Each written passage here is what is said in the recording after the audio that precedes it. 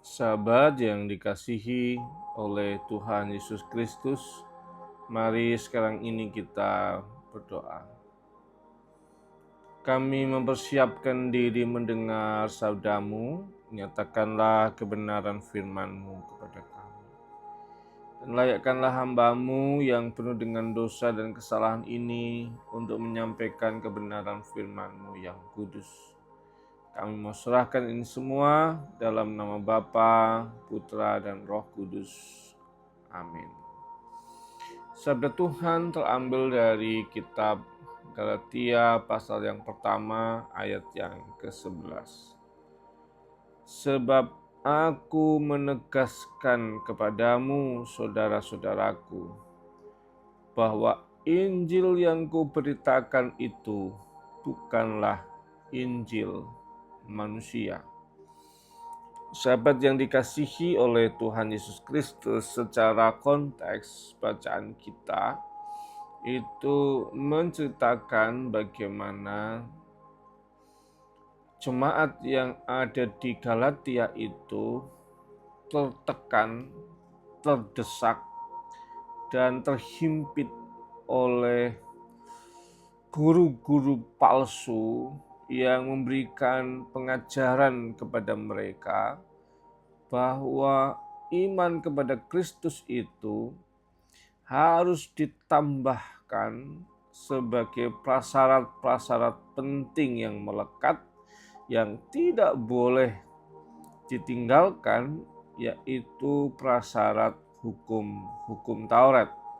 Ada sunat, ada hukum Musa, dan hukum-hukum yang lain. Jadi mereka sedang berada dalam kebingungan. Hidup yang seperti apa yang sebenarnya mereka harus penuhi? Iman kepada Kristus itu tuntunannya seperti apa? Apakah ditambahkan supaya menjadi sempurna dengan hukum Taurat? Dan bagaimana kita menjalankannya? Sehingga Paulus yang dulu pernah hidup berdasar hukum Taurat dengan sunat dan hukum-hukum Musa menegaskan kembali kepada jemaat tentang posisi iman kepada Kristus dan bagaimana hukum Taurat itu diberlakukan. Kita menemukan bahwa iman kepada Kristus itu adalah iman yang yakin tentang kasih, karunia, dan anugerah. Yang sepenuhnya hidup itu berdasarkan anugerah, cinta, dan pertolongan Tuhan. Tidak ada unsur yang bersifat manusiawi. Soal sunat tidak pernah punya daya menyelamatkan manusia. Menjalankan hukum Taurat tidak pernah punya daya untuk membuat manusia mencapai keselamatan surgawi. Bahkan kalau menggunakan hukum Musa, hukum Taurat, semakin kelihatan bahwa manusia tidak pernah mampu dan sempurna menjalankan hukum. Maka dia membutuhkan kasih, karunia, dan anugerah dari Tuhan. Jadi yang menjadi pusat pesan adalah Kristus, penebus dan kasih anugerah Tuhan. Itu yang harus dimiliki oleh seluruh hati jemaat. Dari kondisi jemaat di Galatia maupun juga sekarang ini. Pusatnya adalah Kristus, dan itu artinya penebusan, pengampunan dosa, dan kasih karunia. Bukan didasarkan pada kebaikan kita, tetapi karena anugerah Allah. Yang kedua, cara pandang yang baru dan sangat berbeda memandang hukum Taurat. Apakah orang Kristen itu nggak perlu lagi menjalankan hukum Tuhan, hukum Taurat dalam hal ini?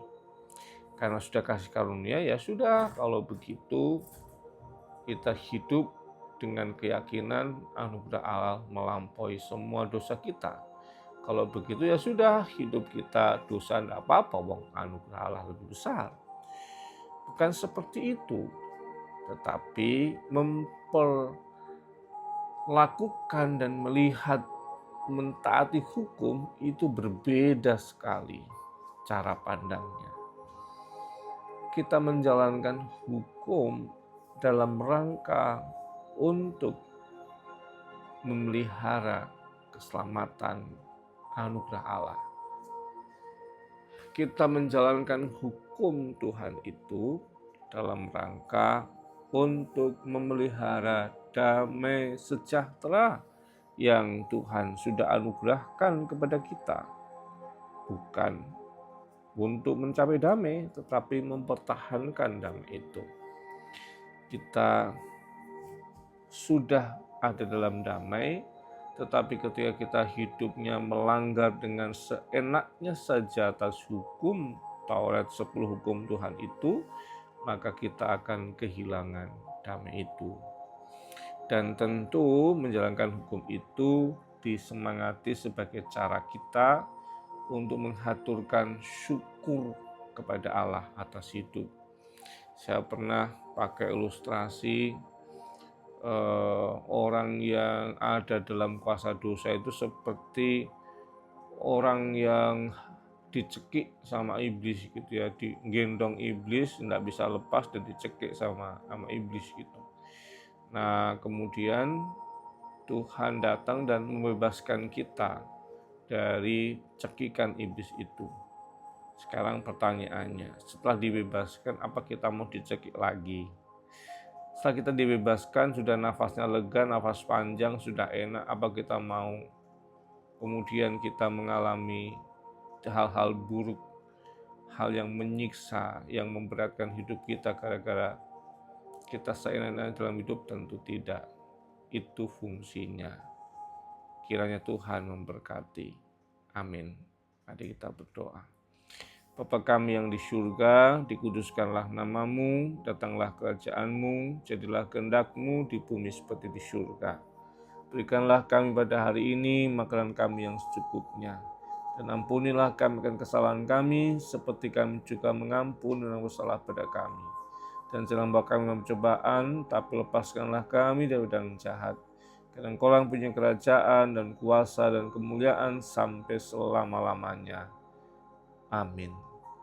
Anugerah dan cinta Tuhan yang menyelamatkan kita terus senantiasa memberkati saudara semua. Dalam nama Bapa, Putra, dan Roh Kudus. Amin.